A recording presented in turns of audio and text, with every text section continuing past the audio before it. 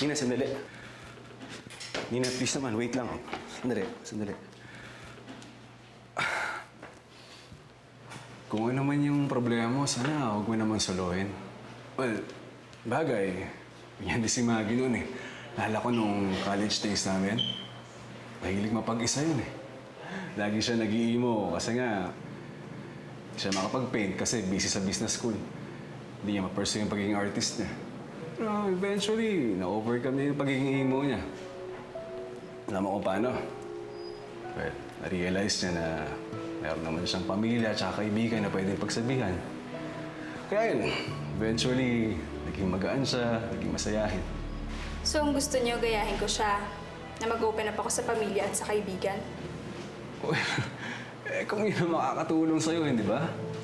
Baka naman matulad lang ako sa kanya. Na pagkatapos niya magtiwala, iniwan siya ng boyfriend niya. Tinalikuran ng kaibigan at tinakwil ng mga magulang. Ganun yung nangyari sa kanya, di ba? Nina, what I'm saying kasi... Alam ko po yung sinasabi niyo na masaya magtiwala. Pero mas masakit po yung mabetray, di ba? Kasi yung mga taong inaasahan mo, sila rin ang magdi-disappoint sa'yo.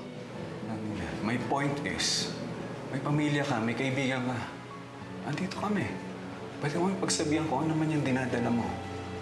Hindi ko kayo kaibigan. Wala akong kaibigan. At mas lalong hindi kita pamilya dahil hanggat hindi pa lumalabas ang result ng DNA test, hindi tayo magkaano-ano.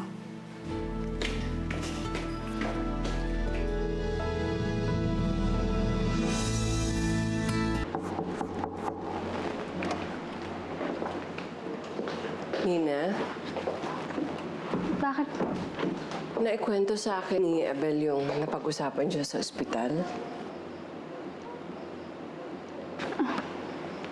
Sinabi ko lang po na hindi pa tayo magkapamilya hanggat hindi pa lumalabas yung resulta ng DNA.